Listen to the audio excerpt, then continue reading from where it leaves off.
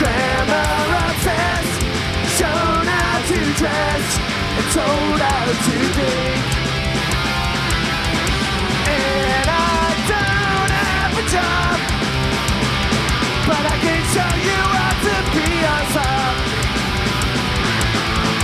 So many days wasted and grace. Sometimes I laugh out loud as I think about you asking me, please can you help? Can I myself?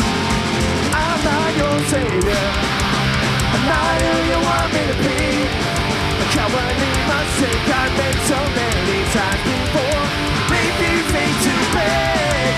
Cut my losses out there with you. Like a good boy I'll pretend and promise not to do it again.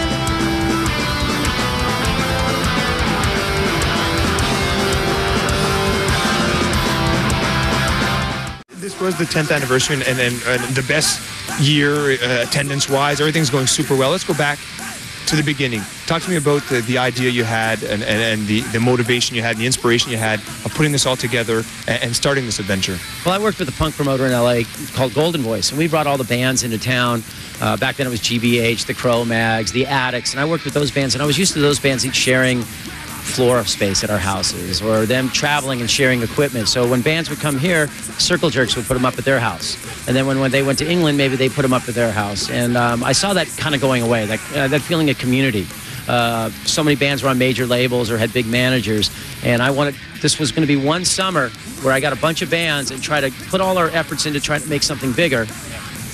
And so we shared buses. I mean, that first year we had Quicksand, we had Civ, we had Orange 9mm, we had No Use for a Name and Sublime and L7.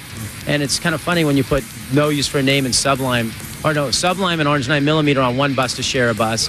And we had No Use for a Name and L7 on a bus sharing a bus. I had a bunch of skaters on my bus.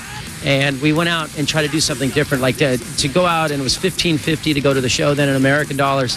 And we went out and tried to show that we could work together to try to build up a scene. It's kind of tough that first year. We almost didn't make it through our first year.